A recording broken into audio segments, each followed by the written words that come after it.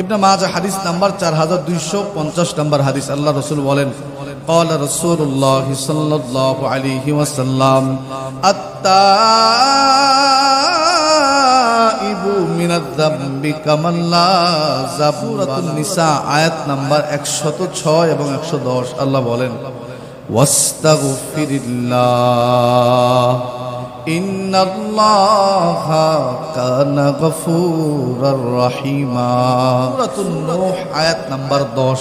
আল্লাহ পাক বলেন, ইস্তাগফিরু রাব্বাকুম ইন্নাহু কানা গফফারা ওয়া মান ইয়া'মাল সুআন আও ইয়াযলিম নাফসাহু সুম্মা ইয়াস্তাগফিরিল্লাহ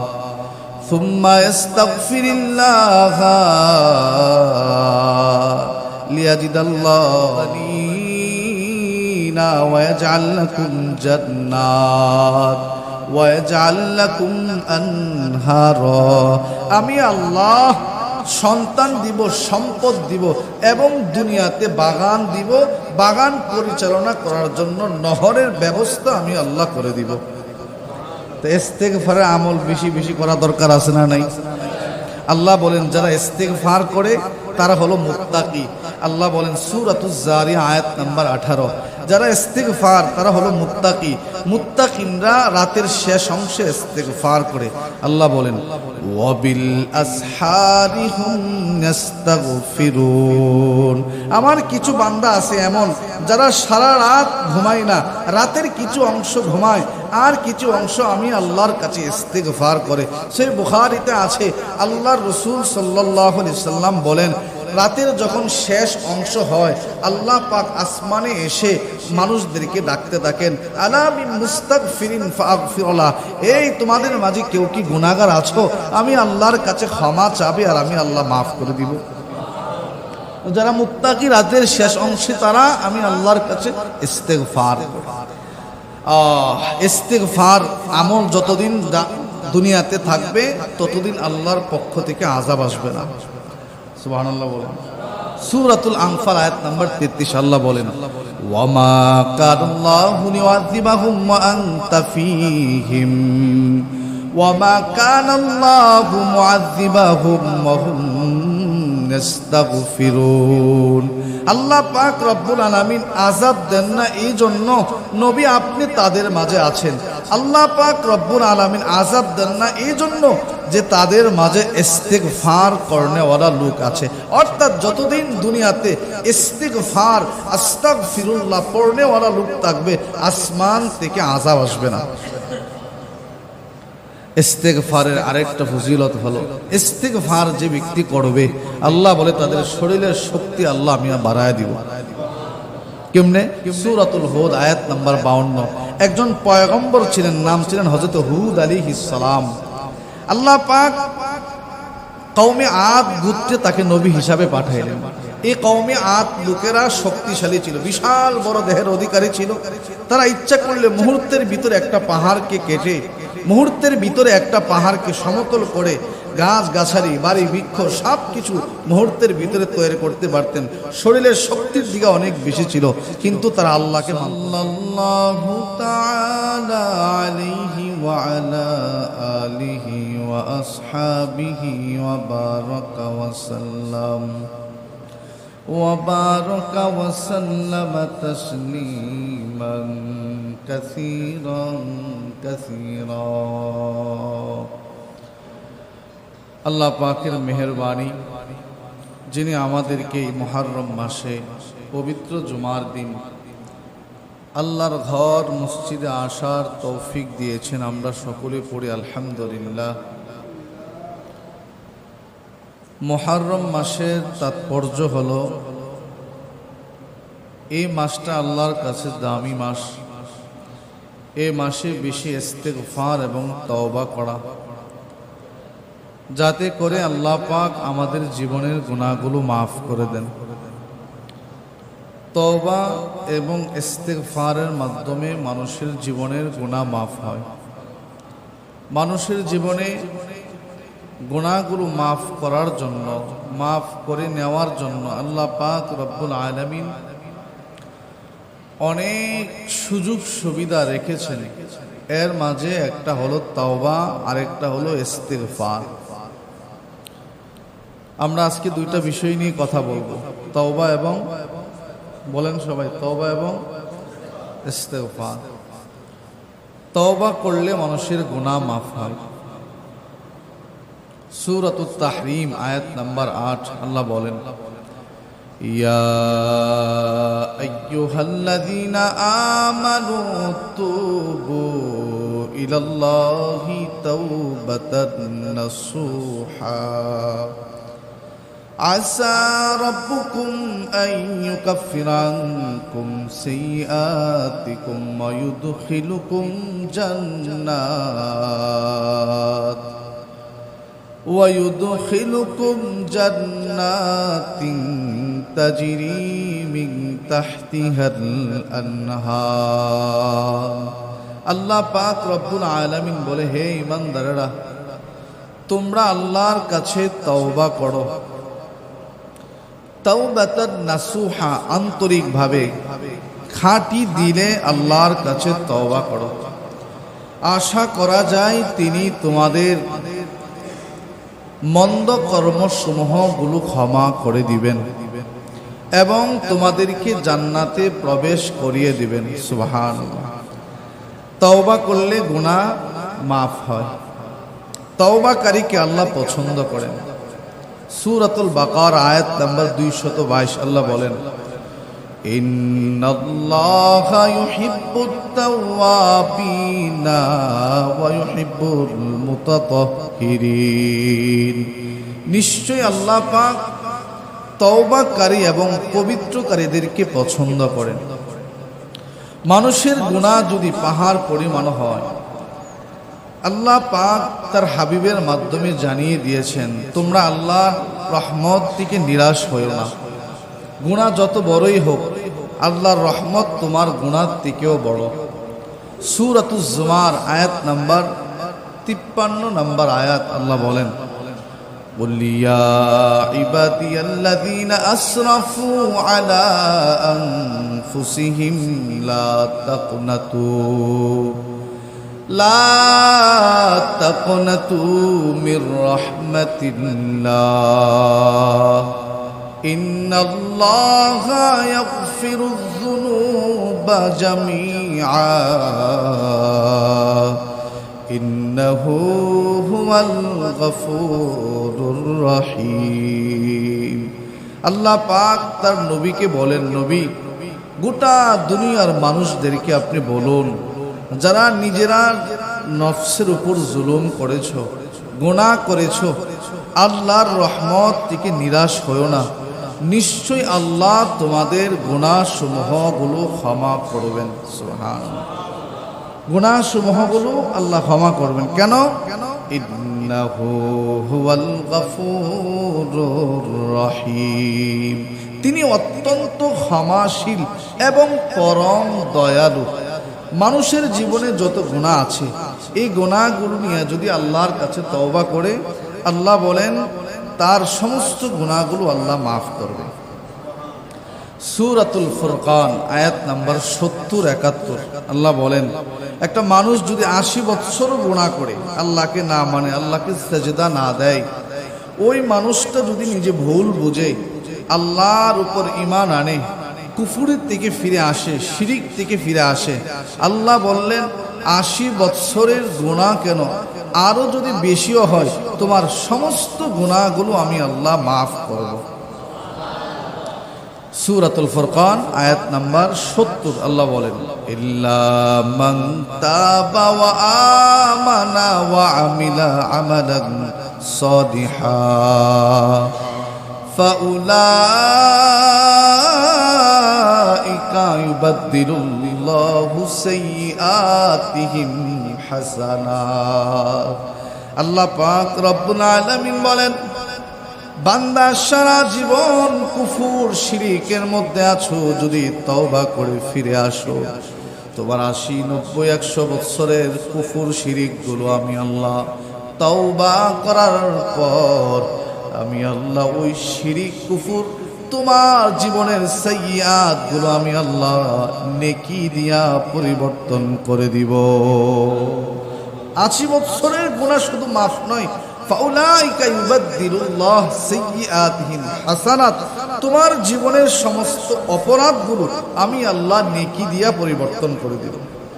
তো তওবার দ্বারা গুনাহ মাফ হয়। তওবার দ্বারা, সবাই বলেন, তওবার দ্বারা গুনাহ মাফ হয়, 1 নাম্বার। 2 নাম্বার, ইস্তিগফারের মাধ্যমে গুনাহ মাফ হয়। ইস্তিগফারের মাধ্যমে গুনাহ মাফ হয়।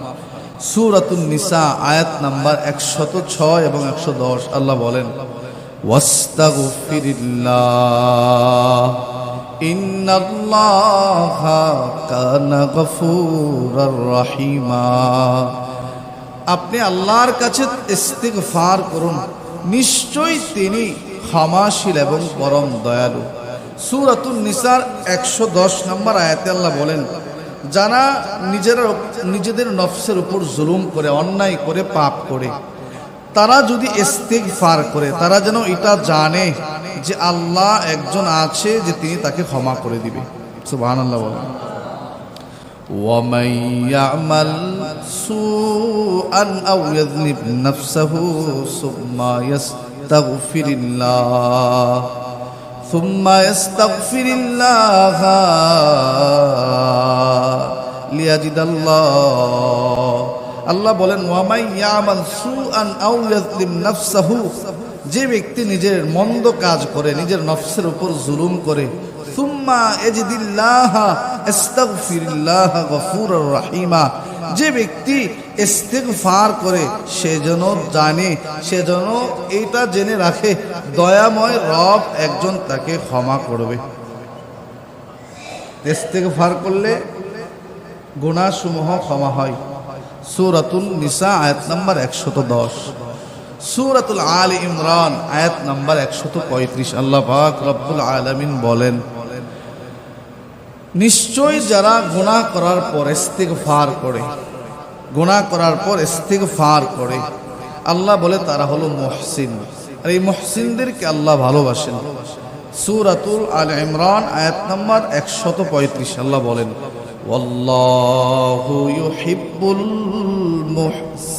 মুহসিনিন ওয়াল্লাযীনা ইযা ফাআলু ফাহিশাতান আও যালামু আনফুসাহুম যাকারুল্লাহ ফাস্তাগফারু লিযুনুবিহিম ওয়া মান ইয়াগফিরুয যুনুবা ইল্লাল্লাহ। আল্লাহ পাক রব্বুল আলামিন বলেন, নিশ্চয় আল্লাহ মুহসিনদেরকে ভালোবাসেন।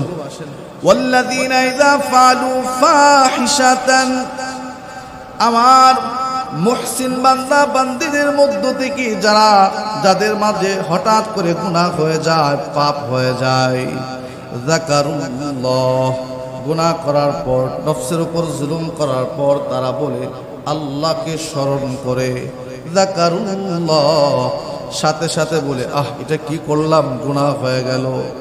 হঠাৎ করে একটা গুনাহ করছে, গুনাহ করার পর সাথে সাথে আল্লাহর কথা স্মরণ হয়েছে, ইস, এই মিথ্যা কথাটা না বললেই তো হতো। এমন হয় কিনা অনেক সময়, মানে জবান দিয়ে হঠাৎ করে মিথ্যা বের হয়ে গেছে, জবান দিয়ে মিথ্যা বের হওয়ার পর সাথে সাথে মনে হয়েছে, হায় হায়, একটা হারাম কাজ আমার মুখ দিয়ে বের হয়ে গেল, একটা মানুষের গীবত করলাম। আল্লাহ বলেন, ফাস্তাগফারু লিযুনুবিহিম, সাথে সাথে বলে আস্তাগফিরুল্লাহ, আরে বলেন না, আস্তাগফিরুল্লাহ। ইযা যুকিরাল্লাহ, সাথে সাথে আমি আল্লাহকে স্মরণ করে, ফাস্তাগফারু লিযুনুবিহিম, ইস্তিগফার করে।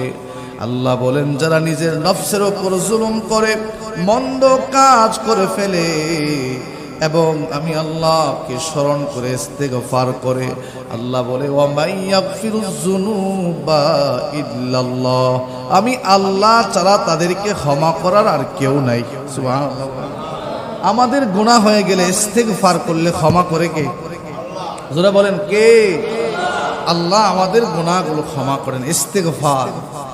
সূরাতুন নূহ আয়াত নাম্বার 10, হযরতে নূহ আলাইহিস সালাতু ওয়াস সালামের জীবনী যে সূরাতে আছে, আল্লাহ পাক বলেন, ইস্তাগফিরু রাব্বাকুম ইন্নাহু কানা গফফারা। তোমরা তোমাদের রবের কাছে ইস্তিগফার করো, আস্তাগফিরুল্লাহ আস্তাগফিরুল্লাহ পড়ো, তিনি তোমাদের গুনাহগুলো মাফ করবেন। তারপরে আল্লাহ বলেন গুনাহ তো মাফ করবই। ইউসিলিস সামা আলাইকুম মিদরারা, আসমান থেকে তোমাদের জন্য রহমতের বৃষ্টি নাজিল করব। বৃষ্টি না হইলে আমাদেরকে একটা নামাজ পড়তে হয়, কি বলেন? মাঠের মধ্যে আইসা হাত উল্টা করে আল্লাহর কাছে ইস্তিগফার করলে আল্লাহ বলেন যারা ইস্তিগফার করবে আমি আল্লাহ আসমান থেকে রহমতের বৃষ্টি দিব। 2 নম্বর। 3 নম্বর, ওয়ায়ুমদিদুকুম বিআমওয়ালিন ওয়া বানিন। যারা ইস্তিগফার করবে, ইস্তিগফারের আমল বেশি করবে, আল্লাহ বলে আমি তাদের সম্পদ বাড়ায়া দিব। জোরে বলেন না। ইস্তিগফারের আমল করলে কি করবে? সম্পদ। আল্লাহ বলেন ওয়া বানিন, আমি আল্লাহ সম্পদের সাথে সন্তানও বাড়ায়া দিব। সুবহানাল্লাহ। ইস্তিগফারের আমল যারা করবে আমি আল্লাহ আসমান থেকে বৃষ্টি দিব, আমি আল্লাহ সম্পদ বাড়ায় দিব, আমি আল্লাহ সন্তান বাড়ায় দিব। সন্তান হয় না, কত ডাক্তার, কত কবিরাজ, কত হুজুর, কত তাবিজ, কত কবজ দিলেন। কয়দিন এমন হয়েছে বৈশা বৈশা ইস্তিগফার করছেন, ডাক্তার কবিরাজ দেখান সমস্যা নাই, ও মা বোন হুজুর দেখান তাবিজ দেন সমস্যা নাই, কিন্তু আমলও করতে হবে। আল্লাহ কই যারা ইস্তিগফার আমল করে আস্তাগফিরুল্লাহ আস্তাগফিরুল্লাহ আস্তাগফিরুল্লাহ, এই আমল যে করবে আমি আল্লাহ সন্তানের মা বাবা বানায় দিব। ইস্তিগফারে আমল করলে সন্তানের মা বাবা আল্লাহ বানায় দিব।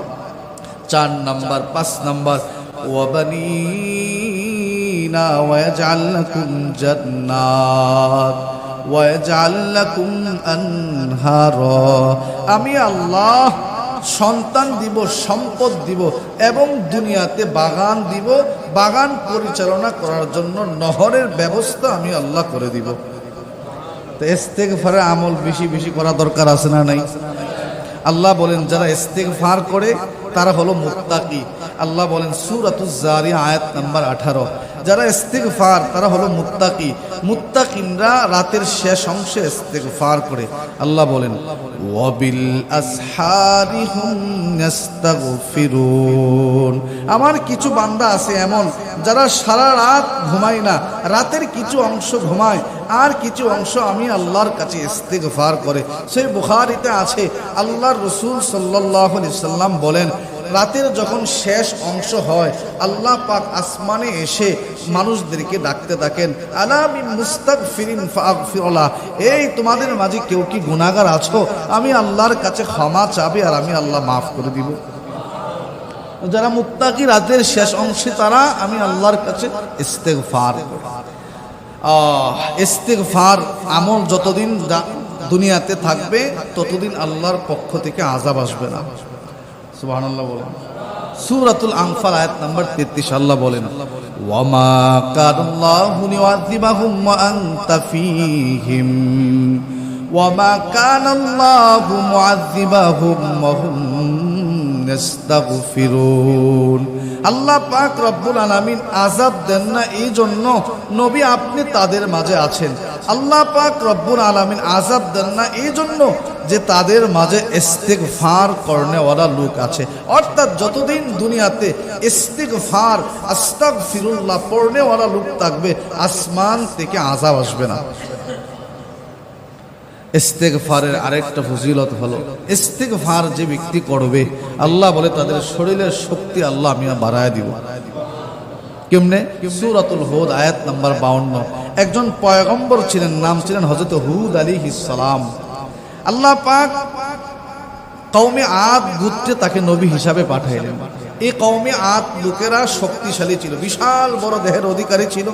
তারা ইচ্ছা করলে মুহূর্তের ভিতরে একটা পাহাড়কে কেটে, মুহূর্তের ভিতরে একটা পাহাড়কে সমতল করে গাছ গাছালি বাড়ি বৃক্ষ সব কিছু মুহূর্তের ভিতরে তৈরি করতে পারতেন, শরীরের শক্তির দিকে অনেক বেশি ছিল, কিন্তু তারা আল্লাহকে মানত না। হযরত হুদ আলাইহিস সালাতু ওয়াস সালাম তাদেরকে বললেন, ইয়া কওমি ইস্তাগফিরু রাব্বাকুম সুম্মা তুবু ইলাইহি, হে আমার জাতি, তোমরা আল্লাহর কাছে ইস্তিগফার করো, তোমরা আল্লাহর কাছে ক্ষমা চাও, তিনি তোমাদেরকে, এবং তোমরা তওবা করে আল্লাহর দিকে ফিরে আসো।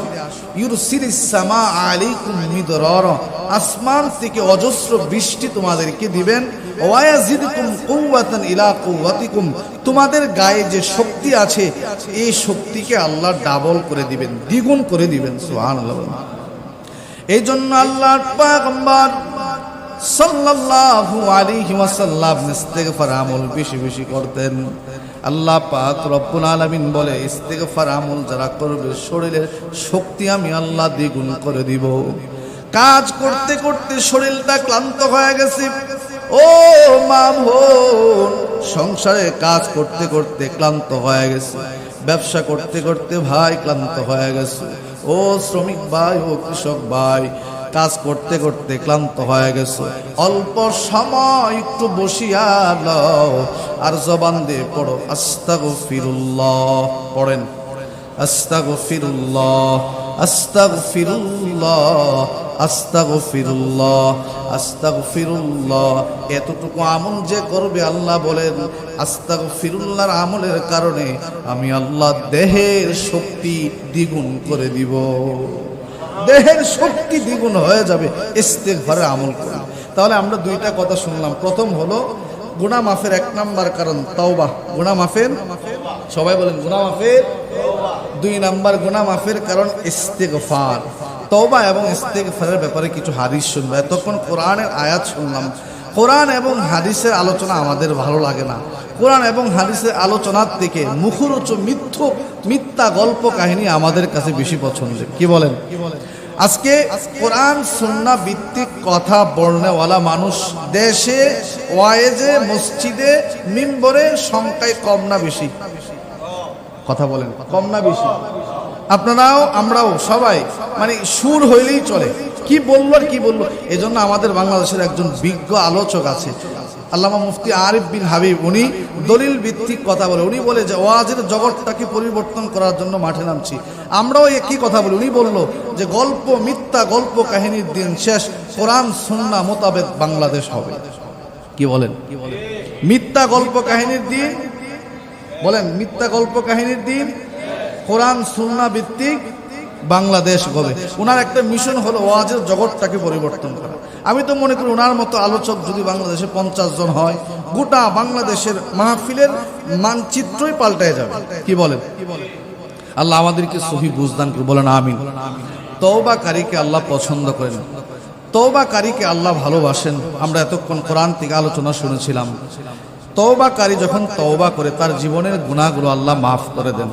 ইবনে মাজাহ হাদিস নাম্বার 4250 নম্বর হাদিস। আল্লাহ রাসূল বলেন, ক্বালা রাসূলুল্লাহ সাল্লাল্লাহু আলাইহি ওয়াসাল্লাম, আত-তাইবু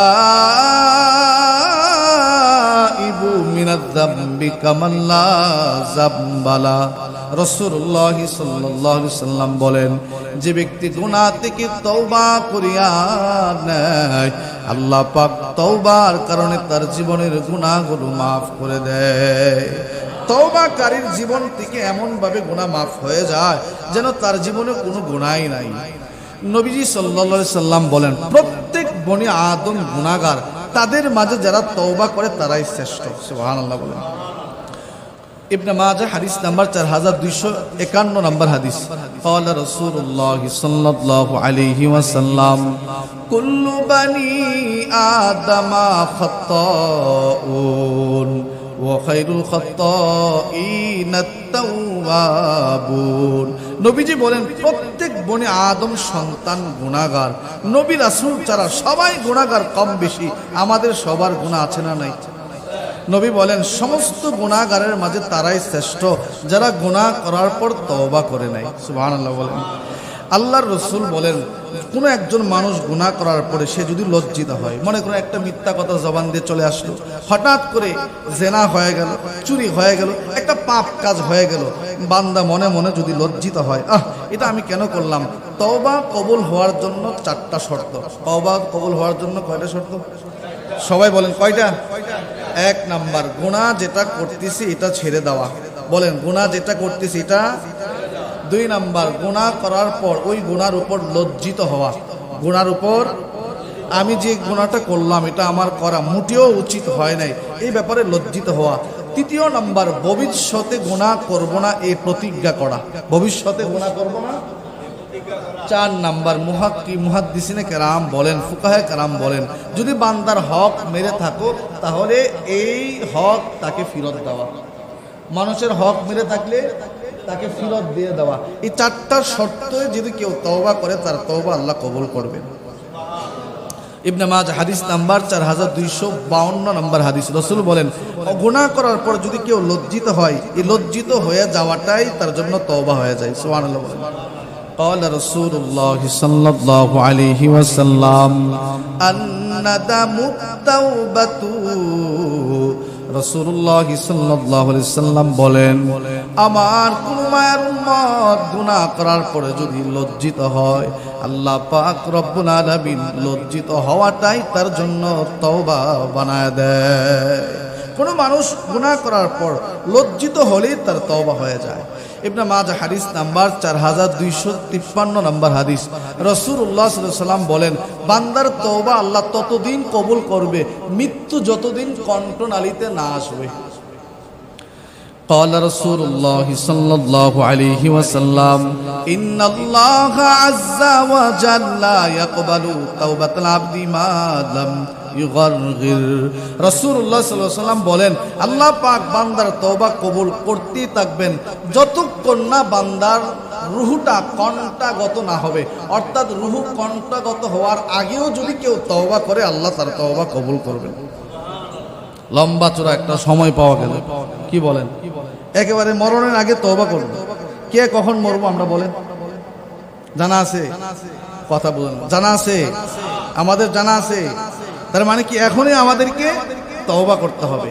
ইবনে মাজাহ আপনার 4253 নম্বর হাদিস। রাসূলুল্লাহ বলেন, বান্দার তওবা ততদিন কবুল হবে মৃত্যু রুহটা এখানে আসার আগ পর্যন্ত। একটা হাদিসের কিতাব আছে রিয়াদুস সালিহিন, আবু দাউদ শরীফের হাদিস নাম্বার 1518 নম্বর হাদিস, 1885 নম্বর হাদিস।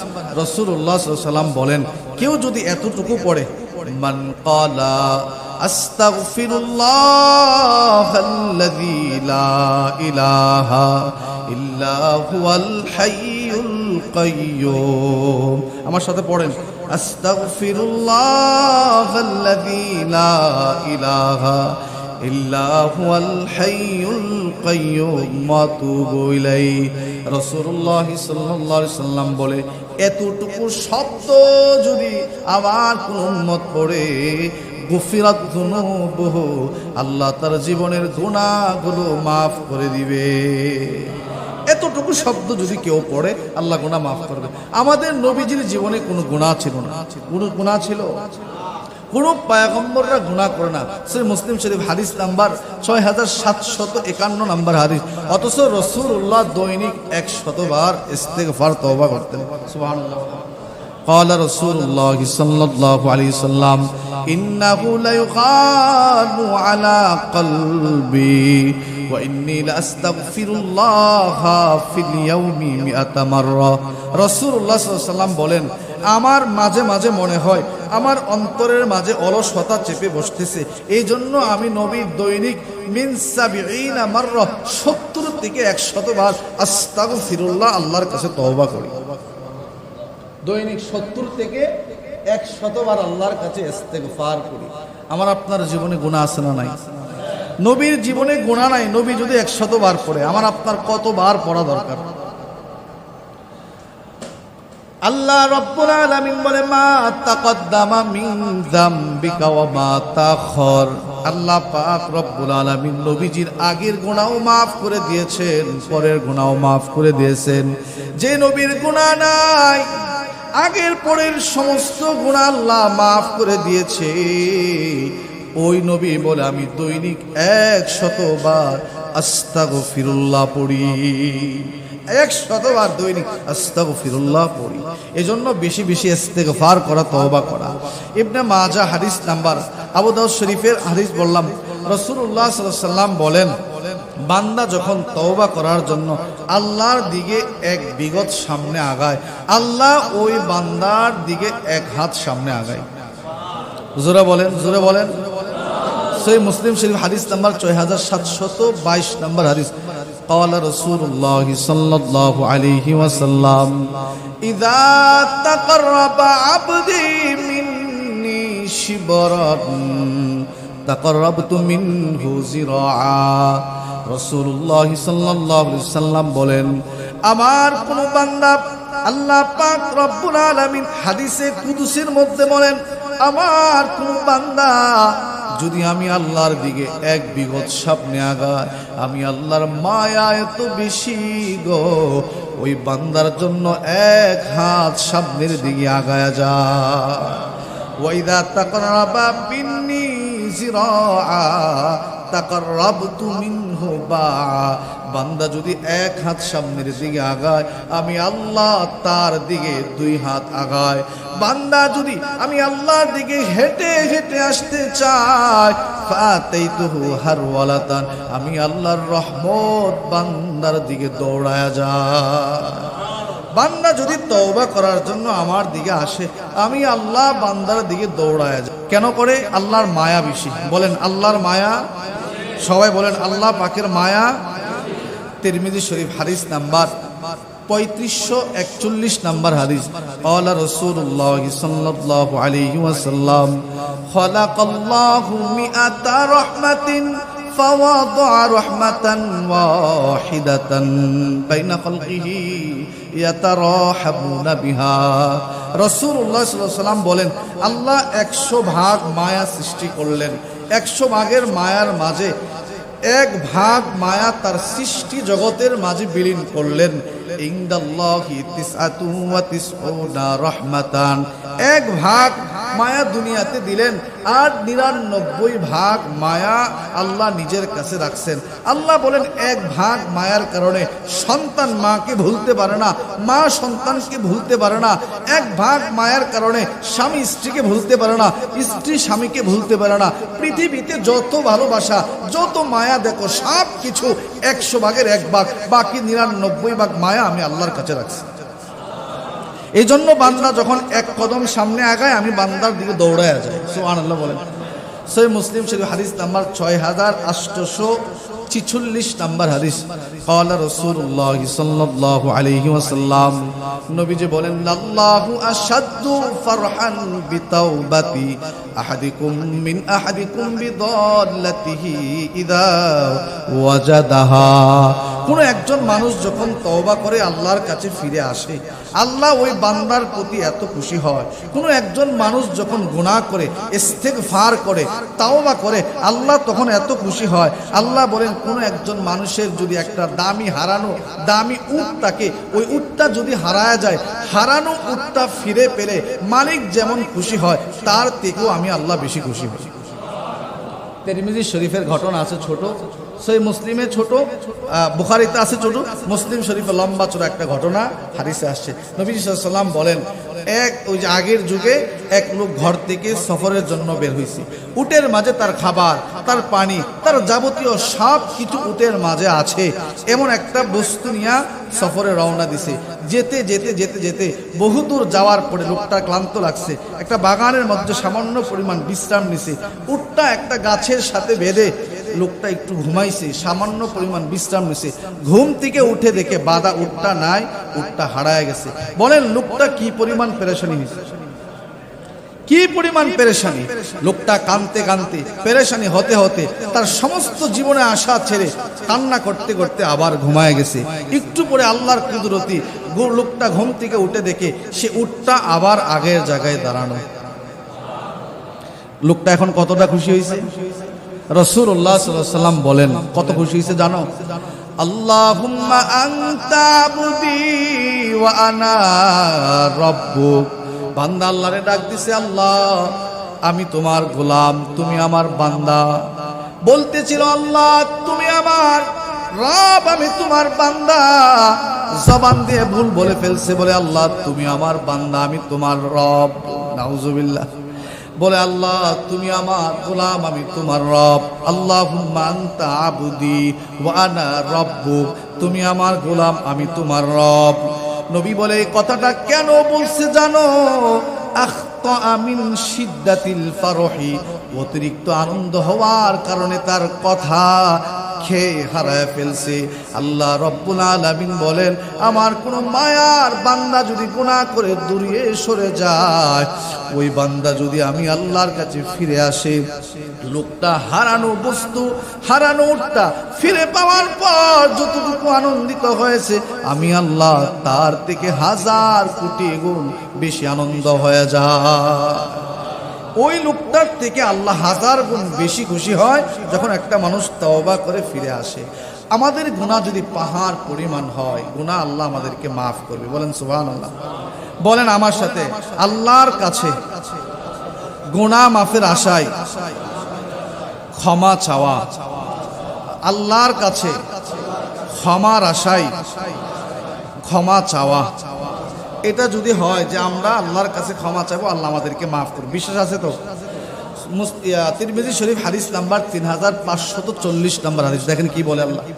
قال رسول الله صلى الله عليه وسلم قال الله, হাদিসে কুদসি নবী বলেন, আল্লাহ পাক ইবনে আদম সন্তানকে ডাক দিয়ে বলেন, ও আদম সন্তান, ইন্নাকা মা দাউতানি ওয়া রাজাউতানি গফরতু লাকা আলা মা কানা ফিকা ওয়ালা উবালি। যে আমাকে আল্লাহর কাছে, আমি আল্লাহর কাছে ক্ষমা পাওয়ার আশায় আমাকে ডাকবে, আমি আল্লাহ মাফ করব এই বিশ্বাস নিয়ে ডাকবে, আল্লাহ কয় তার গুনাহ আমি মাফ করতে কারো পরোয়া করব না।